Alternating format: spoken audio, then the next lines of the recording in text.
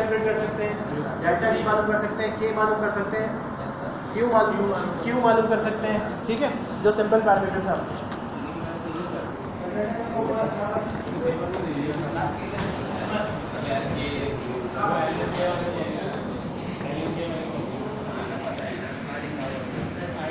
Actually, sir, I will present here, okay? Because I feel better. Assalamu alaikum, dear students. You know, my name is Sayyid Ahmad Ali, and the topic that I am going to discuss with you is spontaneous and non-spontaneous chemical reactions. First of all, I would like to say something that you have discussed, you have studied in your previous classes, that the few classification of chemical reactions like exothermic chemical reactions and endothermic chemical reactions. In the same way, irreversible chemical reactions, reversible chemical reactions. But today we will discuss the topic spontaneous chemical reaction and non-spontaneous chemical reaction on the basis of some property. I will tell you later on what basis, on what property we can decide that it is a spontaneous and non-spontaneous. But first, I would like to explain that what is spontaneous chemical reaction. Spontaneous chemical reactions are those chemical reactions which proceeds and which takes place on their own. They do not need any energy to proceed. They do not need any external aid. And it can also be defined as the spontaneous chemical reactions are those that transform or that shifted from non-equilibrium state to equilibrium state without any external aid. Okay, in the same way we can understand the topic of non-spontaneous chemical reactions.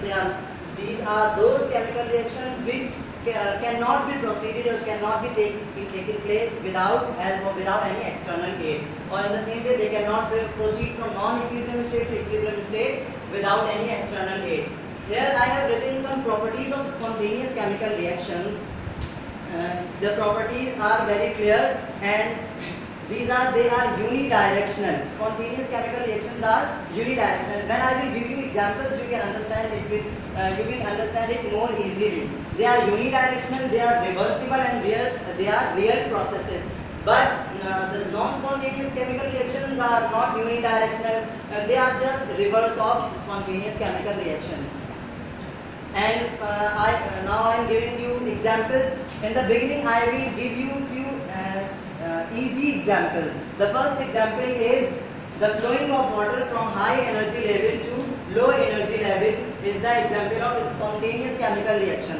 You can see you are not doing anything with this water and it is coming from high energy level to low energy level by itself. So it is a spontaneous chemical reaction. And in non-spontaneous chemical reaction, you can see that if you want to push this water again, so you can see it is unidirectional and it is irreversible reaction. And if you want to push it back from high energy level from low energy level to high energy level, you will have to use a pump and you will have to give energy to this. So it will be non-spontaneous chemical reaction. And one more reaction is neutralization reactions. Mostly neutralization reaction when you add acid to base and it forms salt and water. So this is also a spontaneous chemical reaction. They do not need trigger. Okay. And one more example I can give you of spontaneous chemical reaction is the reaction of copper sulfate. You know it is poison. Mostly people used to say about copper sulfate is Neela Tota. Copper sulfate, when it is reacted with zinc, so it produces the copper sulfate solution. When reacted with zinc, it produces zinc sulfate and copper precipitates. You will get copper precipitates, and this reaction is also a spontaneous chemical reaction. Okay, I can give the example by writing here copper sulfate when it is reacted with zinc. So you can get zinc sulfate and copper precipitates in the form of solid. So these are the examples of spontaneous chemical reactions. And the examples of non-spontaneous reaction, one easy example I have given you. If you want to push this back from a low energy level to high energy level, you will have to give some energy. So it will be non-spontaneous chemical reaction. And one more example of non-spontaneous chemical reaction you can see in your refrigerators. What's going on there?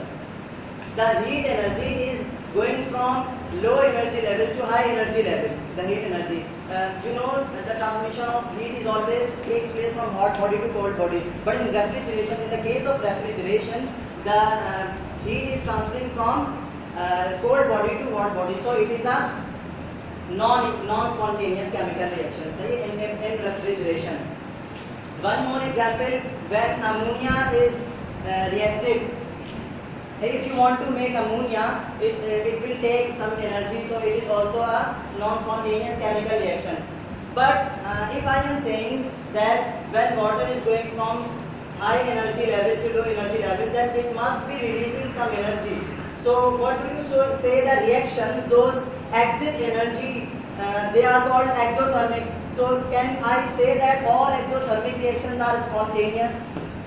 No, I cannot say all exothermic reactions are spontaneous, because there are few examples of non-spontaneous spontaneous chemical reactions that are endothermic. You can see the example of water. When you throw water on the floor, that you can see after a few interval of time it evaporates. What did you do with water? You did not do anything, but it evaporated itself. So it is a spontaneous chemical reaction, but it needs 44 kilojoule per mole energy. Okay, it needs 44 kilojoule per mole energy to evaporate. So it taking it from its surrounding, from its environment. So it is a it is an endothermic chemical reaction, but it is spontaneous. Okay. So now we can conclude that on what basis we can say that it is a spontaneous chemical reaction or non-spontaneous chemical reaction. Now I am going to tell you on the basis of free energy. It is a concept in thermodynamics. Free energy is a concept in thermodynamics. On the basis of Gibbs free energy, we can say that whether it is a spontaneous chemical reaction or non-spontaneous chemical reaction. And my classmates have discussed Gibbs free energy with you, but I will tell you few important things, that if delta G, the difference in Gibbs free energy, is less than 0, then it will be spontaneous chemical reaction. But if delta G, Gibbs free energy, the difference in Gibbs free energy is more than 0, it means if it is positive, then it will be non-spontaneous chemical reaction. Here I am making a table, a chart, which will give you the help to decide whether when the reaction will be spontaneous and when it will not, it is non-spontaneous.